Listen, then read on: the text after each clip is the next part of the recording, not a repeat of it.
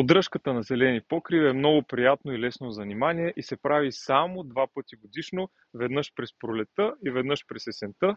За целта ще са ви нужни легенче или кофа, ръкавици, нож, големи торби за смет, по възможност по-дълга ножица и тор за седоми с бавно освобождаване. Първо покрива се оплевява от нежеланата растителност, като трева и други плевели. За по-упорити плевели, като такава трева, е хубаво да се вземе нож, хваща се и леко се навдига цялата туфичка с трева, но не много, за да не се скъса.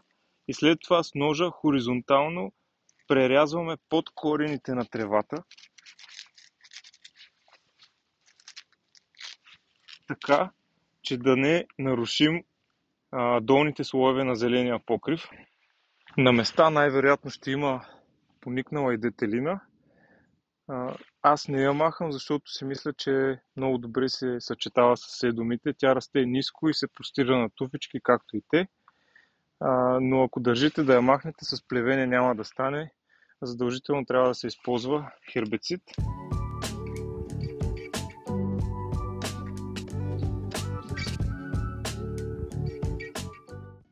Някои от седомните видове правят доста по-високи туфички от други. Трябва да ги разграничавате от плевели. Тези дори са цъфнали в момента и затова са така поникнали. Ще ги различите от плевелите по по-месестите им листенца. След като покрива е напълно оплевен, идва ред на сгъстяването на растителността. За целта си взимате ножицата и където видите по-високи туфички със седоми, да кажем тази, срязвате я и я пълните от легена. Ето по този начин събирате седомни резници и когато съберете достатъчно, ги хващате и ги пръсвате по празните места между туфичките седоми. По този начин резниците сами ще си пуснат, всяко от резничетата само ще си пусне коренчета.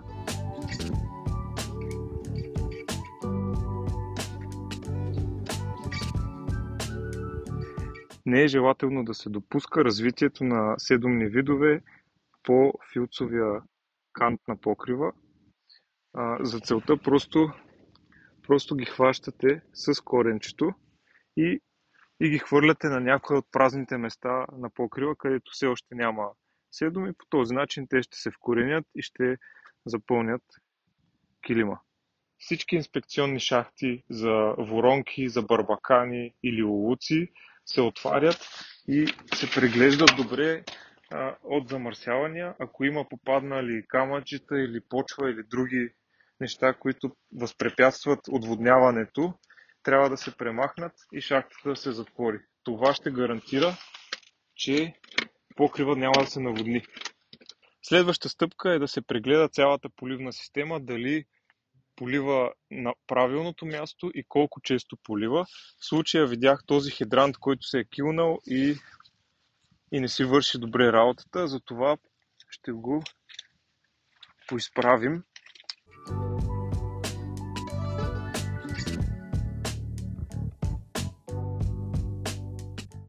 След това се разхвърля тор с бавно освобождаване, равномерно по покрива, по този начин. Така ще гарантирате, че растенията ще продължават да цъфтят ето така.